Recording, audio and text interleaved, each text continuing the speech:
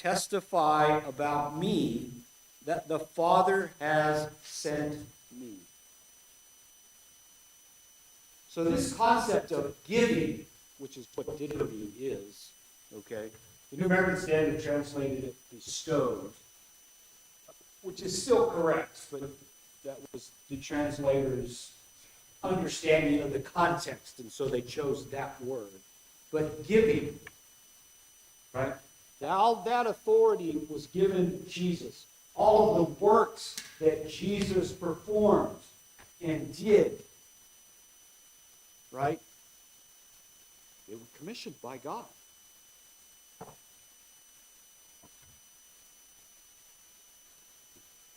That we would be called the children of God.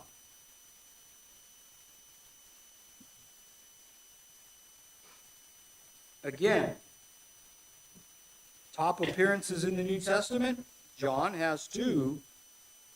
And 1 John has 4. Someone turn to John chapter 1 and verse 12 and read that for us, please.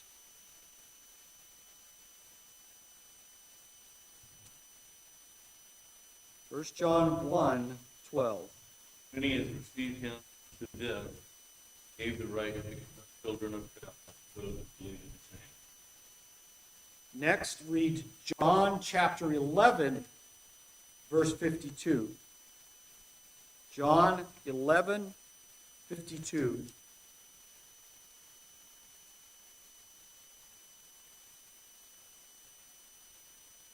And not for that nation only, but also that he would gather together.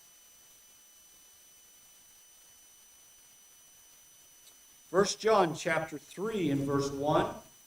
See how great a love the Father has bestowed on us, that we would be called children of God, and such we are. For this reason, the world does not know us, because it did not know him. Beloved, now we are children of God, and it has not appeared as yet what we will be. We know that when he appears, we will be like him, because we will see him as he is. Also, 1 John chapter 3 and verse 10. By this the children of God and the children of the devil are obvious. Anyone who does not practice righteousness is not of God, nor the one who does not love his brother. Finally, someone read 1 John chapter 5 and verse 2.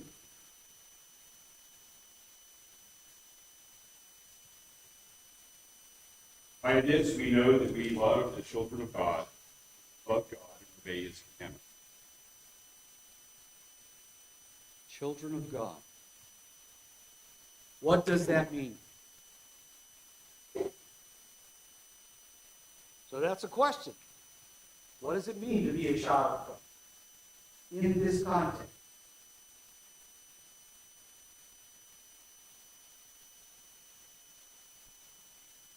Have you thought of it? Those that love God and keep his commandments. Is that just it? And it's pretty simple, right? Pretty basic. Is that easy?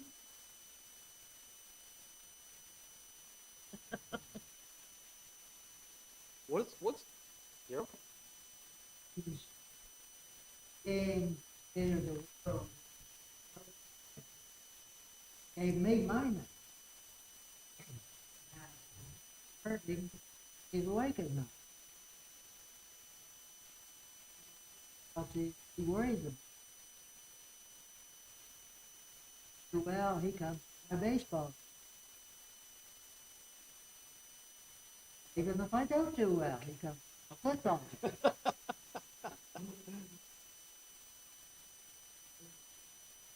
Oh.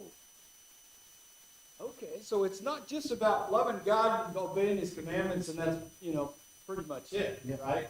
That's what I was trying to get at, is that, okay, that's fundamental, but there's a lot more to a relationship. It's not a master-slave or a false subordinate. Okay. It's, God could have manifested himself any way he liked. But he used the term father. We should take it for granted. But that's what he did. And he basically built the whole system around the family. The concept of bride and bridegroom, children, and it's more than something mechanical. It's relational, and it's blood. My DNA, my family is special because I'm part of them and they're part of me. Why did he create man? Why did he create Adam and Eve?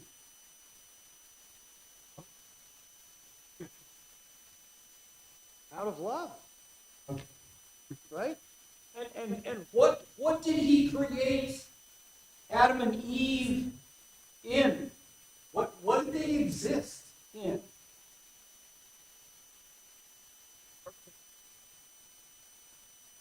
His image.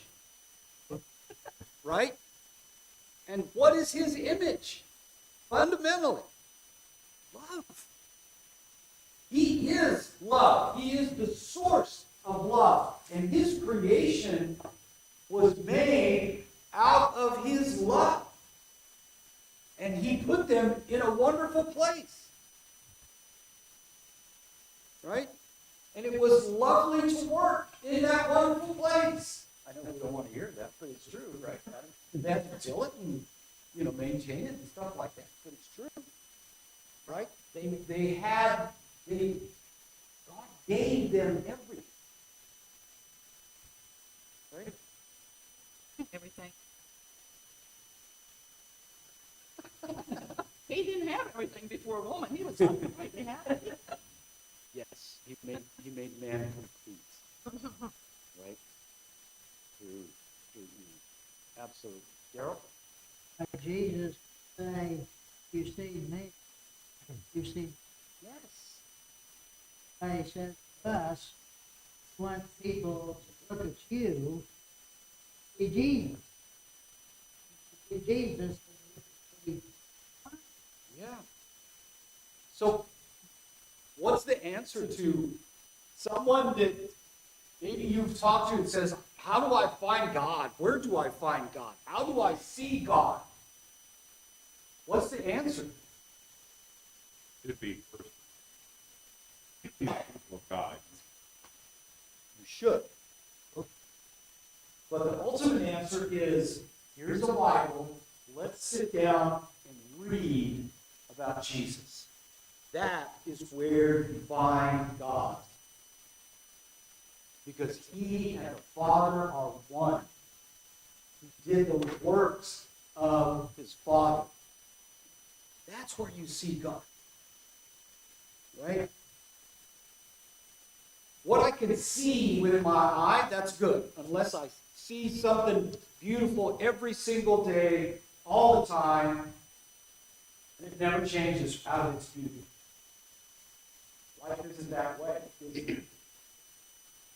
But when you sit down and read about Jesus and his life and his works and his love for humanity, all humanity, even those that scorned him, right? You see God. And you see it in your mind, in your heart, in your intellect, and you don't physically have to view that because you see and paint those pictures inside you. And you carry that with you even if you've lost your sight. That's powerful. That's more powerful than having the ability to see with your eyes. You see with your heart and your mind, and you carry that with you. And then you can begin to see it in Christians. And you realize that their actions, what they're from, and their acts of kindness are sincere. Yeah? It's all about relationship. What do the Gnostics believe? It's all about knowledge. Forget this. And oh, by the way, God is very far away. And the only way that you can be close to Him is through this ultimate knowledge. Right? That's it. Because I continue to study more on the Gnostics and trying to understand them. There were even some sects of Gnostic thought that, believe it or not, had themselves as God and deity, and God was off to the side. Very small groups, but there were Gnostic thoughts like that. Isn't that amazing? Just crazy. And so, John is saying this is a personal relationship as children of God. And He's given us this, that we should be called children of God. And He says, guess what? And such we are.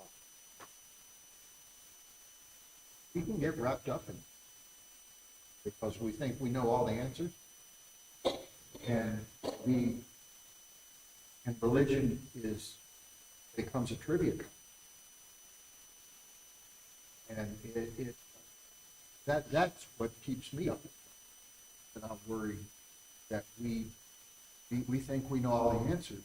Yeah. Thus, and that's where, like you said, then we elevate ourselves to being just as smart as God. Yeah. And we got to be careful of that. That's where the pride comes in. Mm-hmm. They warn you, be careful about your pride. Because if you think you have all the answers, God He's just laughing at. There's another term that's used biblically, self-righteousness. Right? Yeah. It's an ugly word. It is. For this reason, the world does not know us because it did not know Him. Do you ever feel that way? That the world doesn't know God? Doesn't know living a godly life and what it's all about? That they laugh at us that go to church, that study the Bible, that choose to not have vulgar language, that, spend our time gathered together 3 times a week or more because we're doing things together as a group. Yeah, the world doesn't understand God. And it's not going to understand us. Now, that's not a matter of exclusionism. I could use that word. But it kind of is. Okay? That's why when I say this idea that the one bumper sticker I don't like the most is the one that's got all the symbols of different religions in the world and says so exists. Right? Yeah, they're doing their thing, but there is one God. One God. That's the God of life. You can call that being exclusive all you want, but the answer is yes. The one God of the Bible. That's who I believe in, and that's who I try to follow and love every day. Uses the word mystery, talks about the way. The mystery that suits us if we allow the world, our wealth, whatever might be a distraction in this life, keep us away from understanding, finding the mystery. Yeah. Yeah.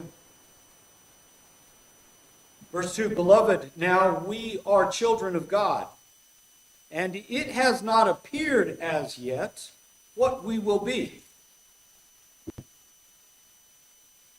So this word appeared is in the passive tense, which really means to be brought forth into light, to become evident, to appear, according to Vine's dictionary of New Testament words. What we know that when he appears, who's the he? Jesus, right? We will be like him.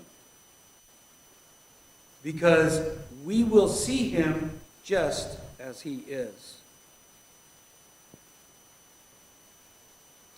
So, again, a little article from the Theological Dictionary of the New Testament.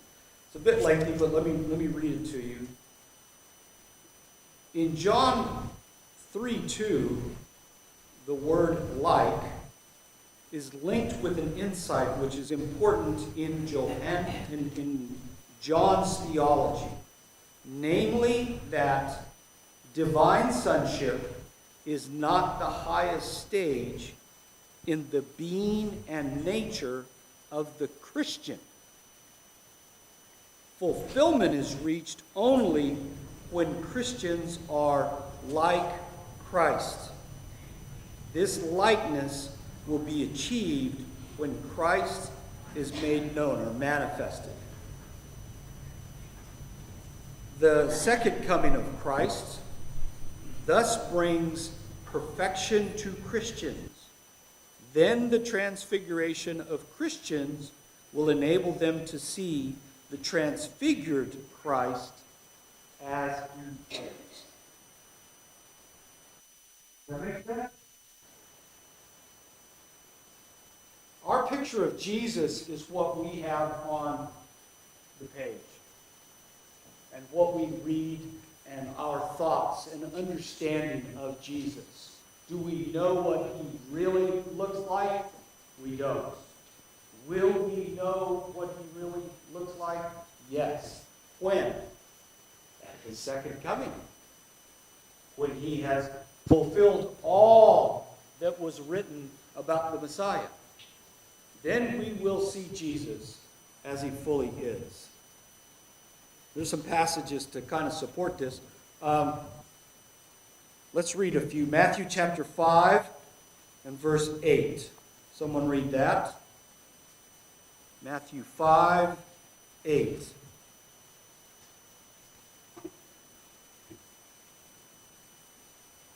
The pure in heart, for they shall see God. Pure in heart, for they shall see God. What is purity? It's quality, right?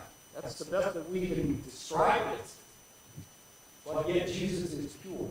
God is pure. So we'll better understand what that quality of purity is when we see Jesus.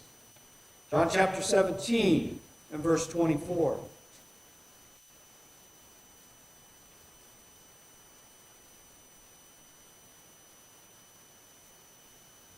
This is part of Jesus' prayer. Father, I desire that they also, whom you have given me, be with me where I am, so that they may see my glory which you have given me. For you loved me before the foundation of the world. What did Moses see when he was on the mountain of God? Did he actually see God?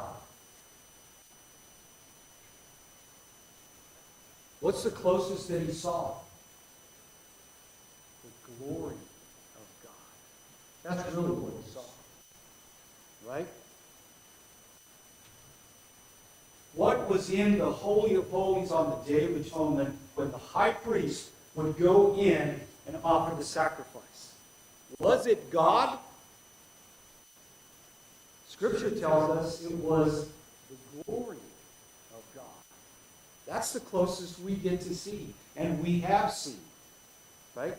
The same is true of Jesus, as he says in his prayer here. 1 Corinthians chapter 13 and verse 12.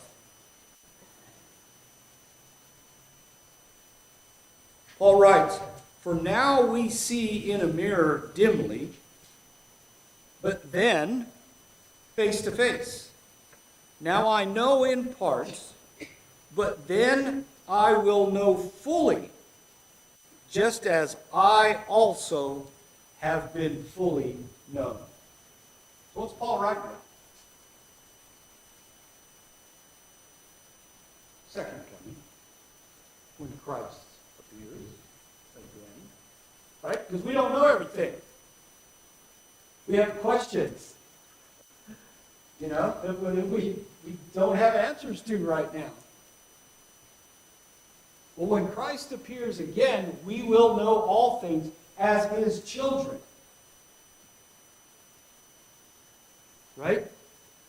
That's what Paul is writing about there. 2 Corinthians chapter 3 and verse 18. "But we all with unveiled face, beholding as in a mirror the glory of the Lord, are being transformed into the same image from glory to glory, just as from the Lord, the Spirit."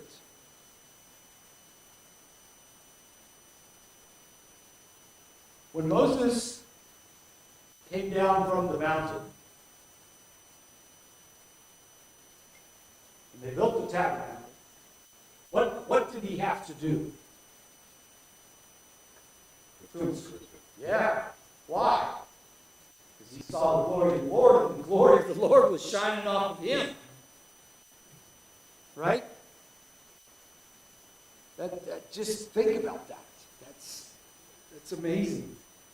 That's one of those questions. It's kind of incomprehensible. What does that glory look like? Right? Well, it's kind of what Paul alludes to here in verse 18 when he says, "But we all with unveiled face." Now, right? Look in a mirror, and we see the glory of the Lord through our transformation as Christians. All right.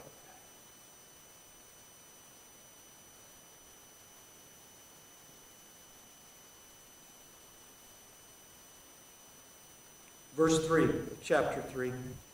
"And everyone who has this hope fixed on him purifies himself just as he is pure." So this is kind of all one big thought here, with the love of the Father as a gift on us, being called children of God, and that our appearance, we don't know what that is because we don't know what Christ's appearance is like, but we will know at his second coming. And the world doesn't understand all of this at all because it doesn't know God. Right? But yet we have our hope that's fixed on him. Who's the him? Yeah, absolutely. And our hope is fixed on him. So what kind of hope is that? How do you define hope in this context?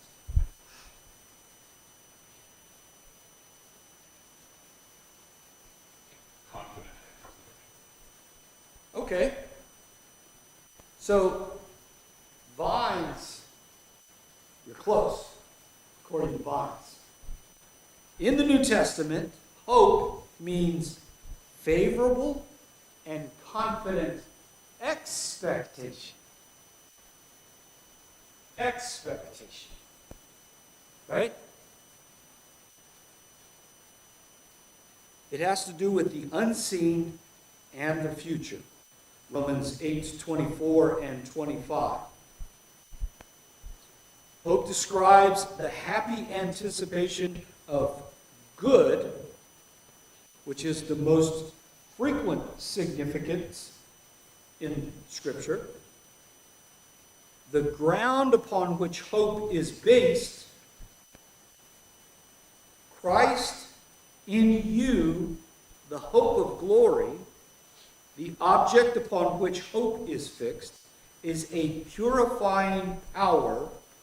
Everyone that has this hope set on him purifies himself, even as he is pure, here in 1 John chapter 3 and verse 3. This, incidentally, is the only time that John writes and uses the word hope in all of his writings. Hope here is an exclamation point, not a question mark. It's an exclamation point because of Jesus and because of the love of God through his Son, by giving his Son, by adopting us, making us children of God. Our hope is an exclamation point because of God's love for us. Would that be in contrast to the Gnostics already got it? Oh, yeah. That this is something that, you know, John would be looking around and seeing people, I'm lost because I'm not as smart as you. And he says, oh no. Or because life is tough, or because it's not as easy as I thought it would be. Or, you know, or they're still rounding us up and killing us. So he says, no, I can't. Don't expect to get there. There's a hope. There's something in the future. There's something out there for us to keep. It's a contrast of self-dependency, right? This great knowledge that I have, or I should say self-sufficiency, and our dependency.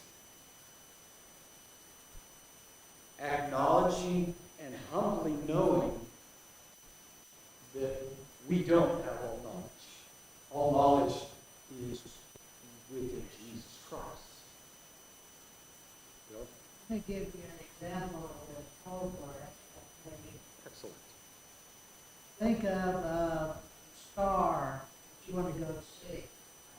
My generation, me, whoever the star is that you want to go see. Entertainment star. And you have to buy a ticket. Get your ticket, and a bunch of the girls get together, and what do they talk about? Going down the street? No. School? No. They talk about going to that entertainment, that program. And our hope is when we get to that program, we will be just like those people that buy the ticket, cost them $1,000 to see somebody sing for 3 hours. They're jumping up and down, and they look like they're thoroughly lost their mind. That's us, arriving in heaven. That's the hope Paul, John, the people that when they got together with their friends, they were talking about the well. They talked about, I got a ticket to go to the show. Yeah. I'm looking forward to it. What dress can I wear? Do I have the right kind of clothes on? What color is my lipstick? Do I have to have a suit? Are my shoes shine? That's what they're talking. Yeah. That's us. Good. Because the fans that are already at the concert are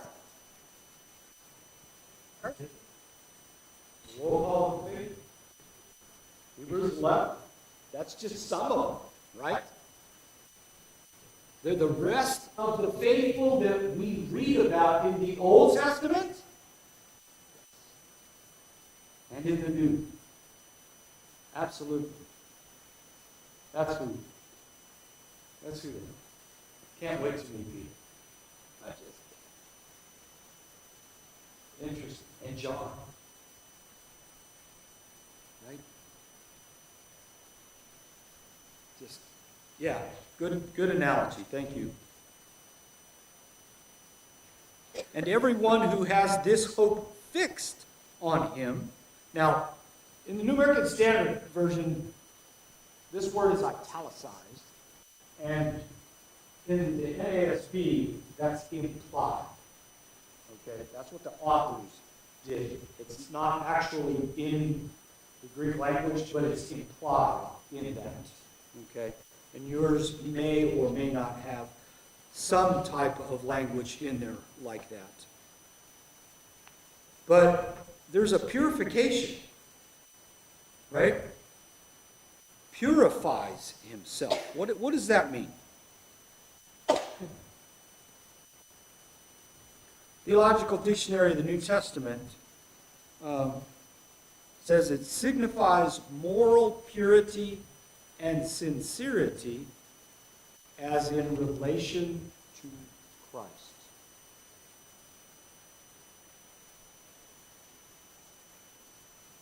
Purifies himself.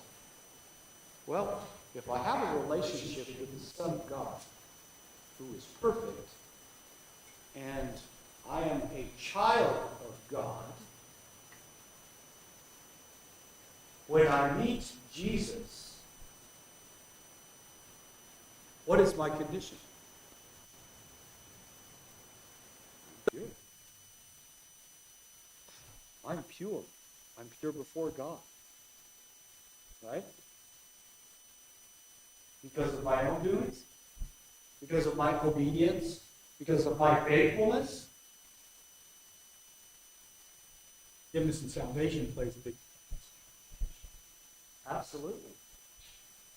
fall short of the glory. Remember, it's everything that Jesus did. Jesus bridges. The works that we read about and that we read about in John, those statements that Jesus gave about his works, purification is implied in it. Right? And that's us.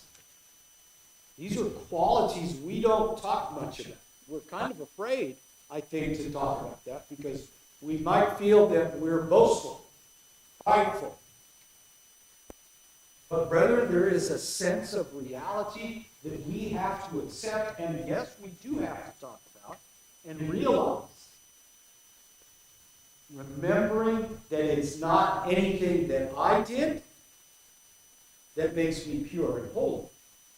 It's everything that God did through Jesus Christ on my behalf that makes me pure and holy. And because of that, my faith relies on God as my Father, and I willfully obey his command. Willfully love my brother. Yeah. We need to have boldness and pride in that, yes, I'm faithful. And it's because of Jesus that I am pure. Right? Because everybody's pounded at that. Saying, you're a hypocrite, you're a hypocrite, you're a hypocrite. Right? Do we sin after our conversion? Yes, we do. Do we have grace? Yes, we do. And that's what keeps me pure. Okay? All right. Thank you. We'll pick up there.